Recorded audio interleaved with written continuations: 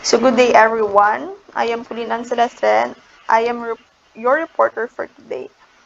So I will be discussing to you about the whirl and its type and arcs and its type. So before we proceed, I will first discuss to you about the fingerprint pattern. So what is a fingerprint pattern? So fingerprint pattern refers to the general formation of the ridges found within the pattern area. This formation or pattern is very essential in fingerprint classification. Fingerprint patterns are divided into three large groups. These are the arcs, whirls, and loops. So the loop topic has already been discussed by the other reporter. So I will discuss to you the remaining group, which is the arc and the whirl.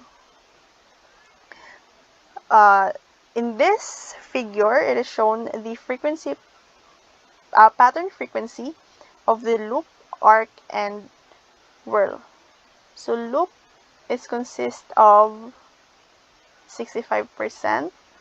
The whirl is 30%, and we have the least, the arc, which only consists of 5%.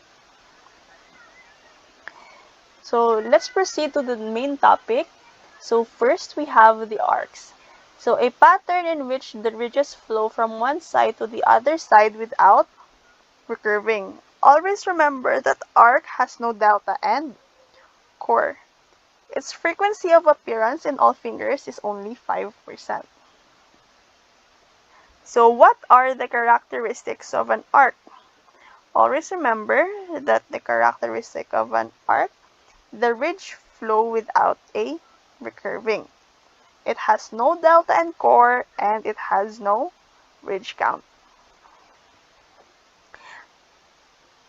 In this picture, it is shown an example of a arc. An arc. So we have plain arc given in this picture. Next, we have dented arcs. Let's proceed to whirl. So whirl is a pattern in which the formation of the ridges are usually circular or spiral. Whirl patterns will have two or more deltas. For a whirl pattern, all deltas and the areas between them must be recorded. It occurs in about 30% of all fingerprints. So always remember the characteristics of a whirl pattern. There must be a core, and there must be two or more delta. So in this figure, I am showing to you an example of whirls. Same with this figure. So we have subgroups of patterns. So the large group of patterns are further divided into subgroups.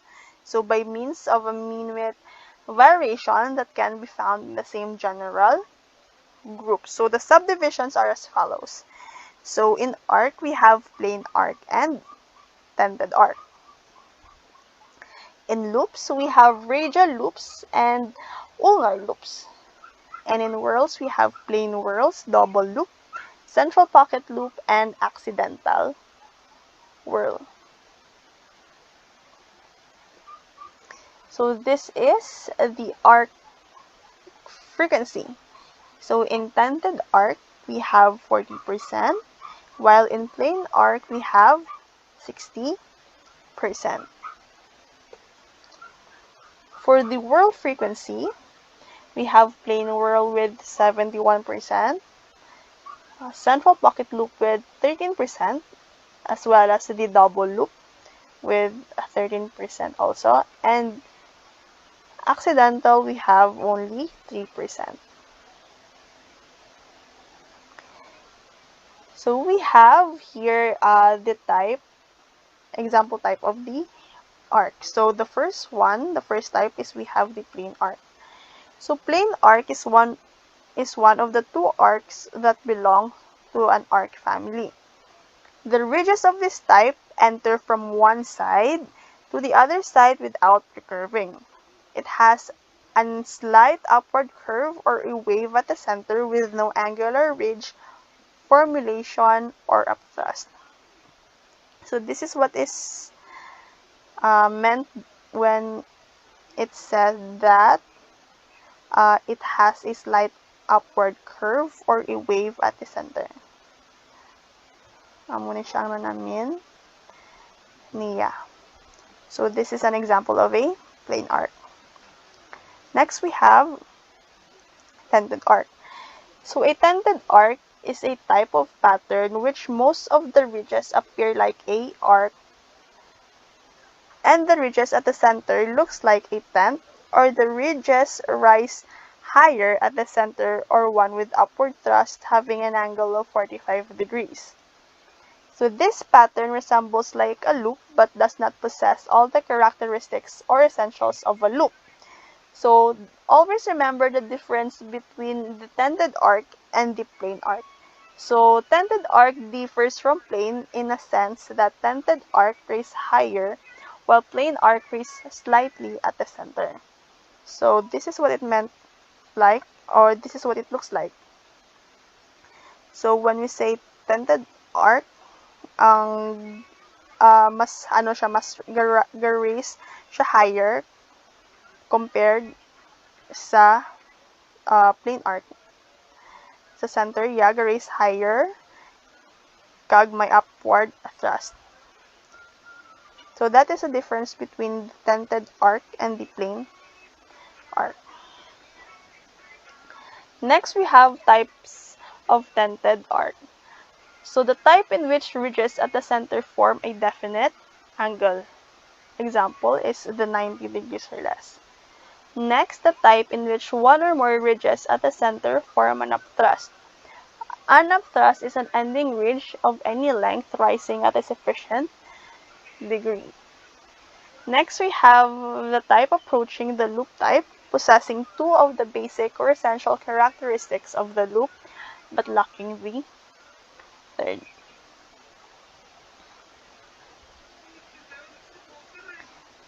So next we have an example or the types of whirl. First, we have the plane whirl. So plane whirl, it is a pattern in which one or more of the ridges form a series of circle or spiral at the center of the pattern. This pattern can be oval, spiral, circular, or any variant of the circle. So when an imaginary line is drawn from one delta to the other, at least one recurving ridge within the inner pattern area is cut or touched. The inner pattern area, the plane whirl should always possess at least two deltas and core. So when we say plane whirl, kung magbutang kita sa imaginary line from one delta, for example, from the ring delta to this delta, matouch sang recurving ridge ang imaginary line. So that is what we meant by plane whirl.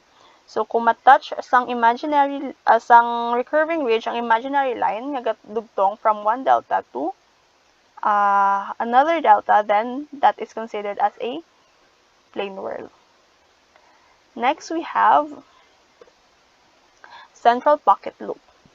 So central pocket loop consists of at least one recurving ridge, an obstruction at the right angles to the line of flow, with two deltas between which when an imaginary line is drawn, no recurving ridge within the pattern area is cut or touched. This pattern form like a loop pattern but possess all the essential or characteristics of a whirl.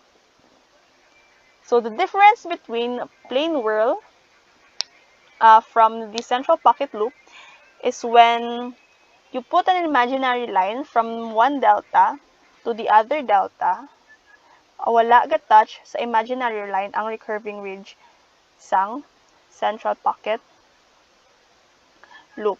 So that is a difference between the two of them. So when we say plane whirl, kung mag-draw ikaw imaginary line from one delta to the other delta, get-touch ang recurving ridge sa imaginary line. Unlike sa central pocket loop, when you put an imaginary line from one delta to the other delta, wala nag-touch ang recurving ridge sa pattern area. So that is the difference between the two. Next, we have the double loop. So double loop is a pattern in which consists of two separate loop formation with two distinct and separate shoulder of the loop. To be considered a double loop, there must be two separate and distinct shoulder of the loop occupying two separate recurving lines. However, if the shoulder is formed by the same recurving line, then it is not considered as a double loop. So this is what it looks like. Two loop formation with two distinct and separate shoulder of the loop. So originally, there are two types of double loops, the lateral pocket loop and twin loop types. But the Federal Bureau of Investigation had abandoned in distinguishing the two because of difficulty in tracing and locating the loop. Both types have been considered as double loop. However, for the purpose of distinguishing them, lateral pocket loops pattern whose core value points have their exits on the same side of the deltas, while twin loops, the ridges containing the core points have their exits on different sides. So this is an example of a picture of a double loop. Next, we have accidental whirl.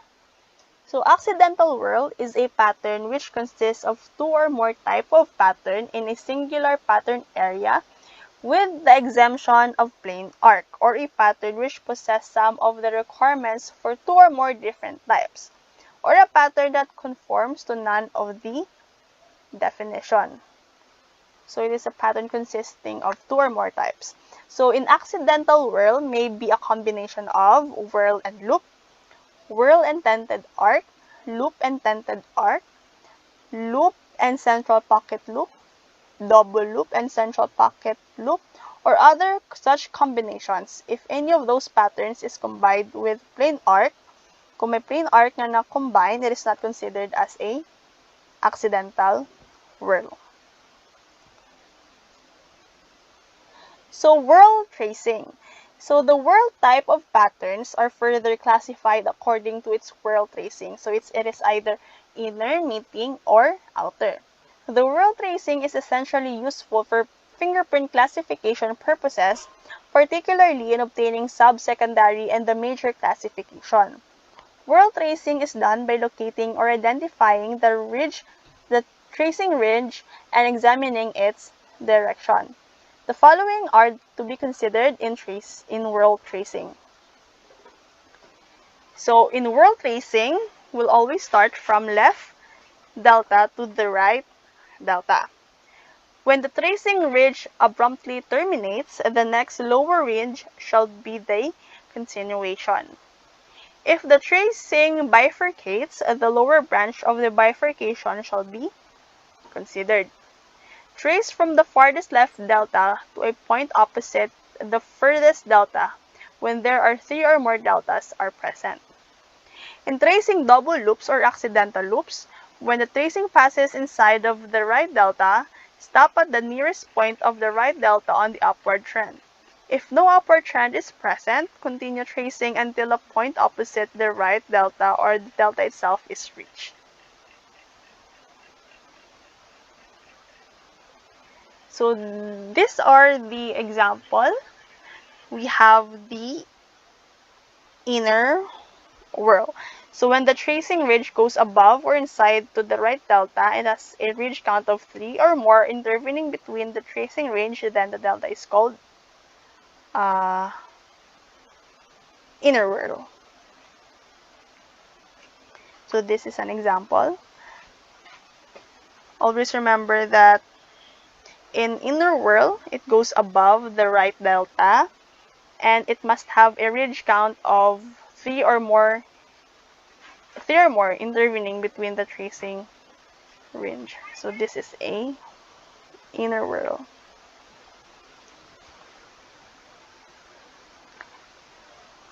Next, we have the outer whirl.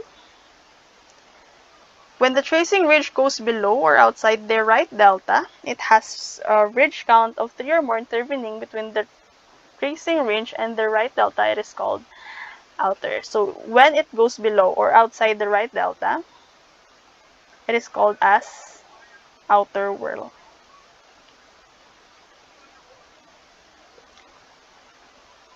Next, we have meeting whirl. So when the tracing ridge goes above or inside or goes below outside to the right and it has a ridge count of less than 3, intervening the tracing ridge and the right delta or tracing ridge directly connected to the right delta. So it is called meeting whirl.